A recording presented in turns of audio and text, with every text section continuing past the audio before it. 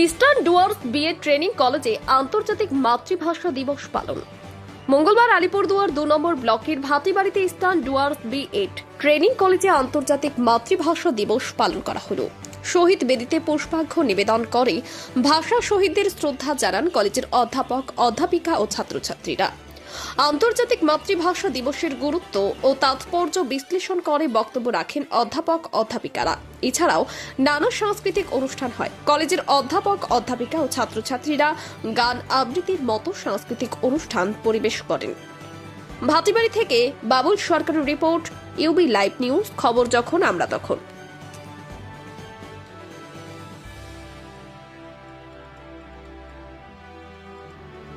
তাদের প্রতি এবং পৃথিবীর বিভিন্ন দেশে, আমাদের দেশেও 1961 সালে বরাক উপত্যকায় শিলচর রেল স্টেশনের কাছে 11 জন মানুষ প্রাণ দিয়েছেন। 52 সালে অন্ধ্রপ্রদেশে তৈরির জন্য, তার ভাষা ব্যক্তিদের রাজ্য তৈরি করার জন্য পত্নী শ্রীরামন তিনি 58 দিন উপবাস করেন,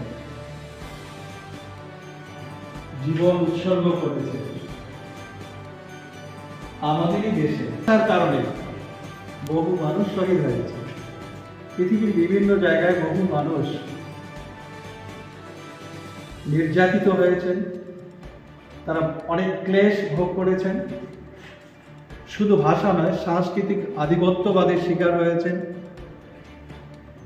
খুব উল্লেখযোগ্য একটা যদি উল্লেখ করি আন্তর্জাতিক ক্ষেত্রে, সেটা হচ্ছে বাস্ক ভাষা, যেটা স্পেন এবং ফ্রান্সের বর্ডারের মাঝামাঝি একটা জায়গায়, সেখানেও বহু মানুষ নির্যাতিত হয়েছেন। ফিলিপিন্সে অনেক মানুষ ভাষার কারণে নির্যাতিত হয়েছেন।